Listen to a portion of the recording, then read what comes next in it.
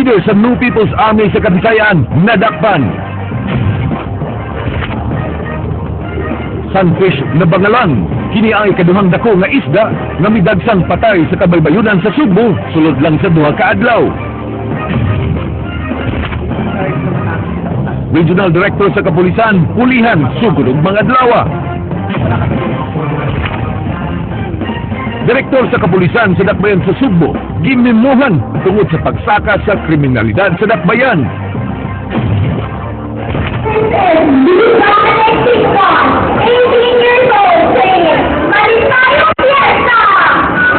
Lou Dominic Piczon ang gikoronahan nga labing guwapa sa Miss Mandaue 2014.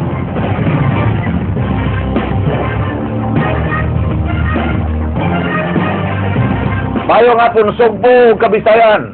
Aniya ang labing labas nga mga balita hatod kaninyo sa kinatibuk ang pwersa sa News 5. Ako si Frank Balilongchi. Ihatod na mo ang mas komprehensibong impormasyon. Ako si Georgia Herrera. Doon na naunyay bagong happy ang Police Regional Office 7 kay natudlo na sa Directorate for Police Community Relations si Police Chief Superintendent Danilo Constantino dito sa Campo Crame. Si Constantino ang napilian sa usa sa mga nabakanting posisyon sa Campo Crame kay kasagaran sa mga regional directors retirable na. Andrea Patenya, Sugin Mimi. So, sinabi sa akin is to prepare. Karon ang katapusang adlaw ni Police Chief Superintendent Danilo Constantino, isip Regional Director sa Police Regional Office 7, kay sugod ugma, hupta na niya ang pagka-Directorate for Police Community Relations dito sa Campo Crame. Gipasabot ni Constantino nga ang maong lahugay tungod sa pag-retire sa mga senior officers nga nagkupot og taas nga posisyon sa PNP. Kay retirable na sabang kasagaran sa mga Police Regional Director sa nasud, si Constantino maoy usa sa napilian nga i-promote pagka 2-star general ug muhulip sa nabakanting posisyon. Gitug-an niini nga nakugang siya sa kadali sa implementasyon sa maong order ug nakuwangan siya sa siyam kabuan nga paglingkod isip PRO 7 Regional Director. Usa kuno siyang di gud malimtan sa PRO 7, mao ang pagka-accommodating sa mga Subuanon.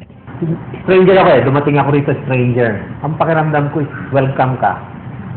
Not only dun sa mga officers, non-officers, even dun sa non-uniform personnel. So yun yung mga nasa pulis, parang pakiramdam ko. Alam mo naman kasi kung welcome ka, di ba? Gitumbok sa miini nga labing dako niyang kalampusan gawa sa pagsaka sa gidaghanon sa mga kriminal nga nasikop sa Rehiyon 7 ug sa mga nakumpiskang loose firearms, mao ang pagresponde sa PNP sa ship collision sa MV St. Thomas Aquinas ug MV Sulpicio Express 7, lakip na ang 7.9 magnitude nga linog sa buhol ni atong miaging tuig. Naanugunan si Constantino kay daghan pa unta sila naka-line up ng mga proyekto alang sa Central Visayas sama sa pagpahigayon og explosive disposal training ug police officers intelligence course. Naghinaot siya nga padayunon ni Police Chief Superintendent Tom Banyas ang gidungog na maoy muhulip kaniya kining maong mga proyekto. Graduate si Banyas sa PMA Class 1983 ug kasamtangang na destino sa PNP Human Rights Affairs Office. Iyang mensahe kang Banyas, to look after the welfare of the officers, non-officers, and non-uniform personnel of the PNP. At saka, of course, maging sensitive siya dun sa mga concerns ng mga private citizens.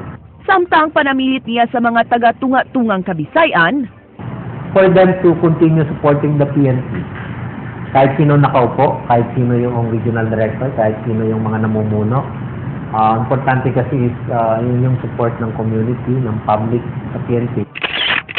Andrea Patenya, News 5. Gikumpirmar ni outgoing PRO 7 Regional Director Danilo Constantino nga gimimuhan na niya si Cebu City Police Chief Director Senior Superintendent Tuli Romana tungod sa misakang crime rate sa Dakbayan sa Sugbo. Napadadaan na sab niya si Cebu City Mayor Michael Rama sa kopya sa taas nga crime volume sa Dakbayan. Mato di Constantino, posibleng epektibo ang gibuhat nga estratehiya karon ni Romana nga pagbaylo sa mga pwesto sa pila ka station chiefs apan giawag sab niya kini sa pagdugang pa og mga solusyon sa pagsulbad sa maong problema.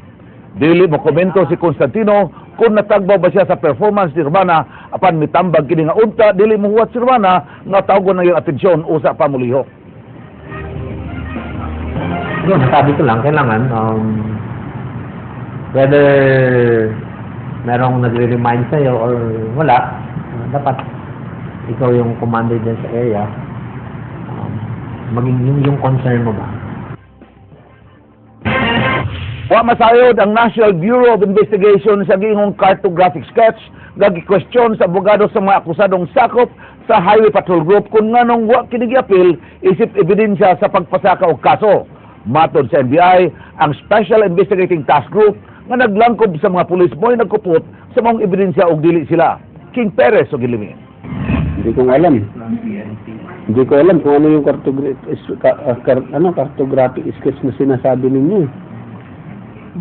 Gikati nga ni NBI 7 Regional Director Attorney Max Salvador kung nganong gi-question sa abogado sa 5 ka mga sakop sa Regional Highway Patrol Group nga wa gigamit ang cartographic sketches sa mga posibleng suspect sa pagpamanhig kang Attorney Noel Archival ug mga kauban. Namahayag si Attorney Inocencio de la Serna kagahapon nga giapil unta ang maong mga ebidensya nga gikan sa Special Investigating Task Group sa kapulisan sa pag-file og mga kaso sa Ombudsman ug Provincial Prosecutor batok sa iyang mga kliyente. Kay matud pa dako ang kalahian sa mga naong sa sketch ug sa naong sa mga gilambigit nga sakop sa HPG 7. Matud ni Salvador way gipakita ang SITG nga cartographic sketches sa mga gituohang suspect sa ambush.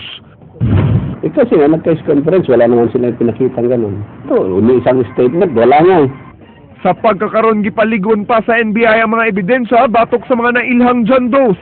Samtang matud ni Cebu Provincial Prosecutor's Office Head Attorney Pepita Jane Petralba nga mahimo pang i-file ang cartographic sketches sama sa uban pang mga giplanuhan isumiter nga mga ebidensya sa reklamante ug respondents samtang nagpadayon pa ang preliminary investigation nga gihimo karon sa 5 ka mga prosecutors. Ipasabot ni Petralba nga igo lang silang mutan-aw sa mga ebidensya nga ipakita sa 2 ka partido. Kana siya mga ingon strategy na sa mga respective council. Nadawat na sab sa prosecutor's office ang oposisyon sa mga abogado sa mga reklamante bahin sa 2 ka motion nga gisangat sa legal counsel sa mga sakop sa HPG 7 nga naglakip sa motion to defer proceedings sa preliminary investigation ug motion sa pag-extend sa pag-submit og counter affidavit sa panel of 5 prosecutors. Kinisubay sa gifile nga motion to inhibit o pagpugong sa Cebu Provincial Prosecutor nga mapahigayon sa preliminary investigation ug didto na kinihimuon sa Department of Justice sa kauluhan. Hangtod karon wa pay desisyon ang maong motion, hinungdan nga padayon gihapon ang preliminary investigation. Ni object sila, no? Ni oppose sila sa motion to defer proceedings kay they found it nga dili convenient. King Perez, News 5.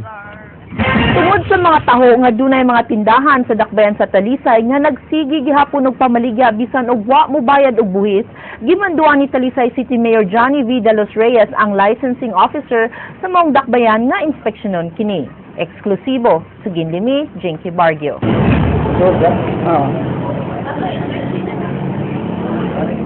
Kuyog ning inyong tigbalita, gilibot kaganiha sa mga kadagkuan sa Permits and Licensing Division ug Zoning Office sa Talisay City Hall ang mga tenant sud sa Robinson Supermarket nga nahimutang sa South Central Square, Lawaan 3 sa maong dakbayan. Subay kini sa direktiba sa mayor sa Talisay nga monitoron ang mga tindahan nga padayong nag-operate bisan og way mga permit ug wa submirenew sa ilang mga lisensya. Sa tay mga ubay-ubay nga mga establishmento nga until karon wala gihapon mulukat og business permit even though nagbayad sila pero dili na siya enough man kinahanglan mobayad ka at the same time mokuha sa ka og business permit. Kining tindahan sa mga DVDs ug CDs nasuta nga way permit nga nakapaskil, gipasidad-an sila sa pagtuman sa mga rekisitos sud lang sa 7 ka adlaw. Last March 13, ato silang gitagan og notice of violation for failure to renew their business permit but until now wala gihapon sila mo comply sa requirement for business permit. Mato di Talisay City Administrator John Ayer de los Reyes, daghan na sila og dadawat nga taho kabahin sa pipila ka mga tindahan nga wa mituman sa balaod. Tungod ini, may pasidaan si John Ayer ngadto sa mga hintungdan. So, amo ay sila gitagang 7 days to work the documents for their, sa ilang permits. Ma-close good ilang negosyo, ma'am. Jinky Bargio, News 5.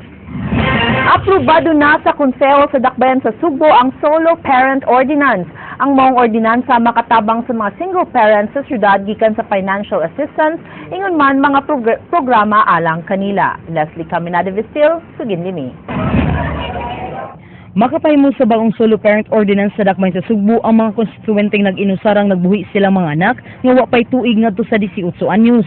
Tipik sa mga ordinansa nga makadawat og tinuig nga financial assistance ang mga sulong inahan o amahan nga dunay kita nga di mumino sa 60,000 pesos.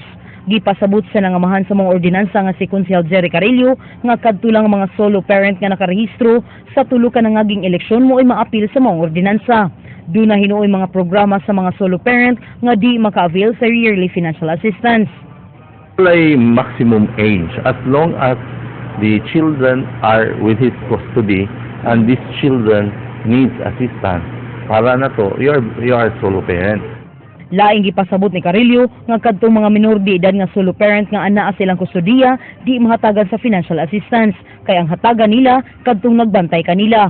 Kasamtangan panggihan ay ang mga guidelines sa mga ordinansa nga gigahinan og 6 milyones pesos ug maapura na unya ang mas-screen nga mga solo parent. Ang kinsa man gani naghandle nila, amo itagaan na to og mo itagaan na to og sa kanang maong financial assistance, no? Kay dili po muna, they cannot take care of themselves. Matod ni Carillo nga usa ka social responsibility sa Cebu City Government ang paghatag og pagtagad sa mga solo parent.